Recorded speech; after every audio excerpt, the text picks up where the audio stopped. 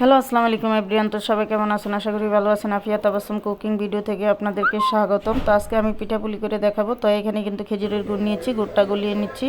আর এই দিক দিয়ে নারকেলটাও কিন্তু অফ ক্যামেরাতে দিয়ে দিয়েছি, কারণ এক হাতে মোবাইল আর এক হাতে দিতে খুবই অসুবিধা হয়। এই জন্য আমি অনেক কিছু আছে অফ ক্যামেরাতে দিয়ে দেয়, তো মনে কেউ কিছু নেবেন না। তো এই তো আমার পুরটা কিন্তু রেডি হয়ে গেছে। আর এদিক দিয়ে আমি একটা কড়াই বসিয়ে দিলাম, পরিমাণ মতো পানি দিয়ে দিলাম ডোটা করার জন্য।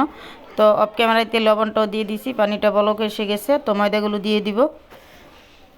তো এই তো ময়দাগুলো দিয়ে কিন্তু আমি ভালো করে মেখে নিব। জাস্ট আপনাদেরকে দেখাচ্ছি অল্প করে, আমি অফ ক্যামেরাতে সবগুলো ময়দা ভালো করে মেখে নিয়েছি। তো এই তো আমার কিন্তু ডোটা করা হয়ে গেছে। তো অল্প করে আমি নিয়ে একটা ডো বানিয়ে বেলে নিব। তো বেলে নিয়েছি, এখন আমি একটা বাটির সাহায্যে কেটে নিব। তো আপনারাও চাইলে এভাবে করতে পারেন। তো দেখুন আমি কিন্তু একটা বাটির সাহায্যে কেটে নিয়েছি ছোট ছোট করে।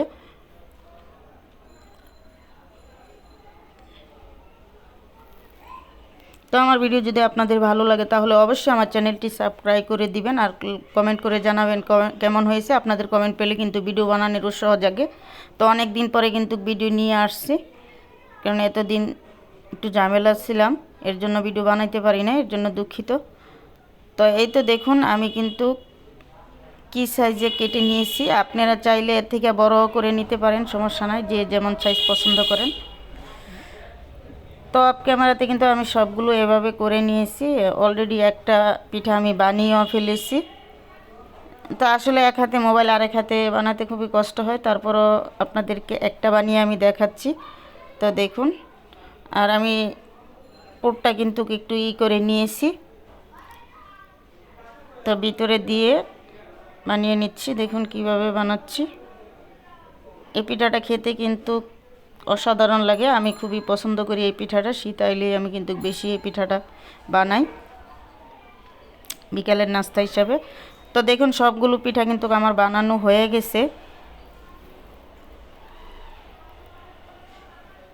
তো এখন পিঠাগুলো আমি ভেজে নিব তেলে। এর জন্য কিন্তু অফ ক্যামেরাতেই কিন্তু আমি তেল দিয়ে দিয়েছিলাম, তেলটা গরম হওয়ার পরে কিন্তু পিঠাগুলো দিয়ে দিয়েছি।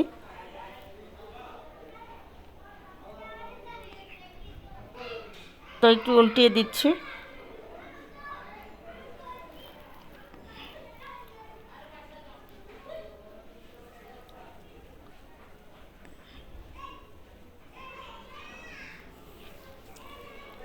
তো এই তো আমার পিঠা কিন্তু ভাজা হয়ে গেছে, অফ ক্যামেরাতেই তুলে নিচ্ছি। তো ধন্যবাদ, সবাই ভালো থাকবেন। আর আমার পুলি পিঠাটা কেমন হয়েছে অবশ্যই কমেন্ট করে জানাবেন। খুদা হাফেজ।